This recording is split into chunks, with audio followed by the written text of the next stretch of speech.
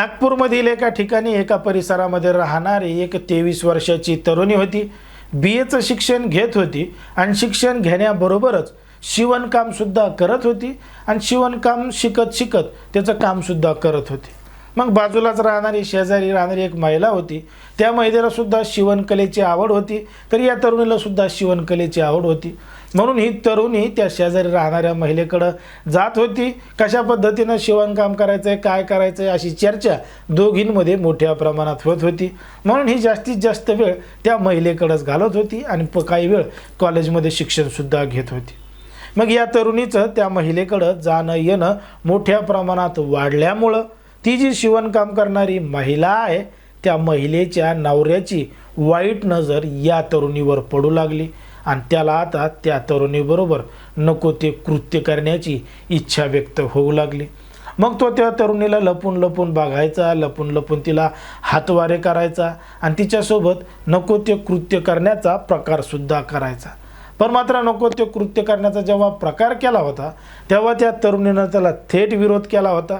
कारण की तिला समजलं होतं की हा तिच्याकडे लपून लपून बघतोय, तिला आकर्षित करण्याचा प्रयत्न करतोय. पण मात्र तो विवाहित पुरुष होता. ही 23 वर्षाची तरुणी होती. तिला काय त्याचं वागणं पटत नव्हतं. म्हणून हिनं तिच्या घरी जाणं सुद्धा बंद केलं होतं आणि त्या पुरुषाला बोलणं सुद्धा बंद केलं होतं. मग हे सगळ्या गोष्टी बंद केल्यामुळं त्या पुरुषाला या संपूर्ण प्रकरणाचा मोठ्या प्रमाणात राग आला होता. आणि एक दिवस घडलं होतं एक धक्कादायक प्रकरण, धक्कादायक घटना. नेमकं काय आहे संपूर्ण प्रकरण, कुठं घडली ही घटना, हे आपलं अगदी सविस्तरपणे बघायचं आहे. पण जर तुम्ही अजूनही आपलं चॅनल सबस्क्राईब केलं नसेल तर लगेचच करून घ्या आणि बाजूला असणाऱ्या बेल नोटिफिकेशनला सुद्धा ऑन करायला विसरू नका. आता ही जी संपूर्ण घडलेली घटना आहे ती आहे नागपूरमधील मानकापूर पोलीस ठाण्याच्या हद्दीमध्ये घडलेली संपूर्ण घटना आहे. तारीख आहे 20 जानेवारी 2026ची. आता या ठिकाणी या परिसरामध्ये राहणारी एक 23 वर्षाची तरुणी आहे. कॉलेजचं शिक्षण घेत होती आणि शिक्षणाबरोबरच शिवणकामसुद्धा करत होती. बाजूला राहणारा एक शेजारी होता, त्याची बायकोसुद्धा शिवणकाम करायची. म्हणून हिचं तिच्या घरी जाणं येणं मोठ्या प्रमाणात वाढलं होतं. पण मात्र एक दिवस तारीख आली होती 20 जानेवारी 2026ची. 20 जानेवारी 2026ला जेव्हा त्या तरुणीच्या आईवडील काही कामानिमित्त बाहेरगावी गेले होते आणि दिवसभर घरी आले नव्हते. मग सायंकाळच्या वेळी जेव्हा त्यांचं काम झाल्यानंतर त्या तरुणीचे आईवडील जेव्हा घरी आले तेव्हा त्यांच्या पोरीच्या रूमचा दरवाजा वाजून पाहू लागले.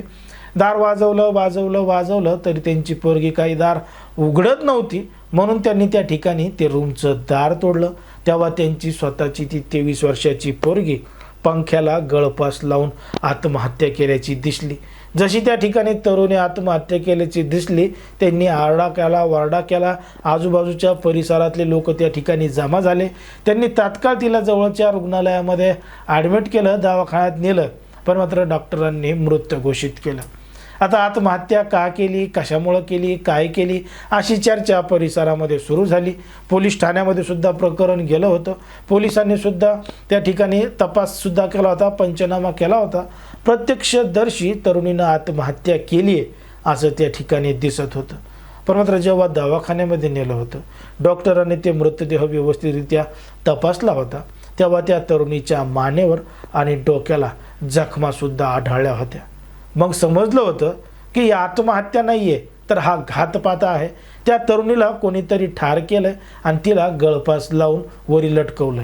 असा जेव्हा संशय पोलिसांना आला, पोलिसांनी तपासचक्र फिरवले, आजूबाजूच्या परिसरामध्ये तपास केला, तेव्हा समजलं की त्या तरुणीला मारणारा दुसरा तिसरा कोणी नसून ज्या व्यक्तीच्या घरी ही तरुणी शिवणकाम करायला जात होती, ज्याच्या बायकोसोबत गप्पा मारत होती, तिच्याच नवऱ्यानं या तरुणीला ठार केलेला आहे.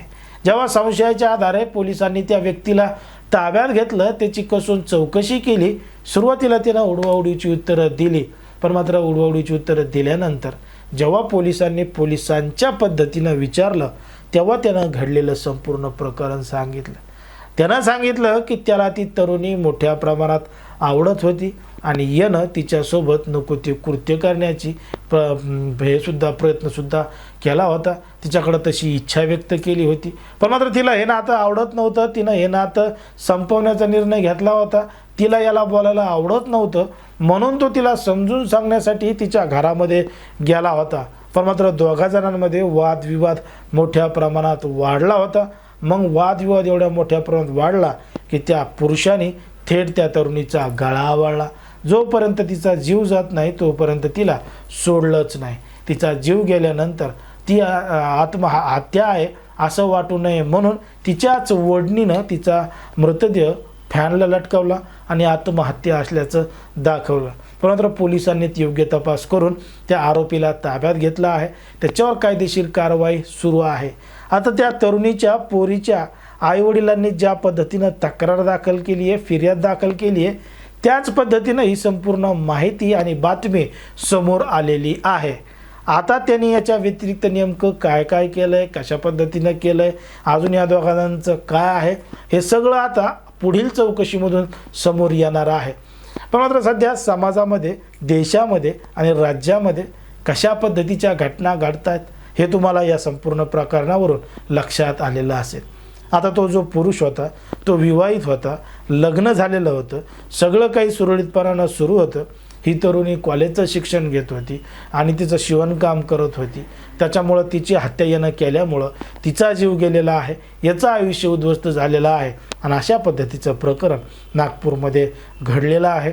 म्हणून परिसरामध्ये एकच वातावरण, एकच चर्चा सुरू झाली आहे.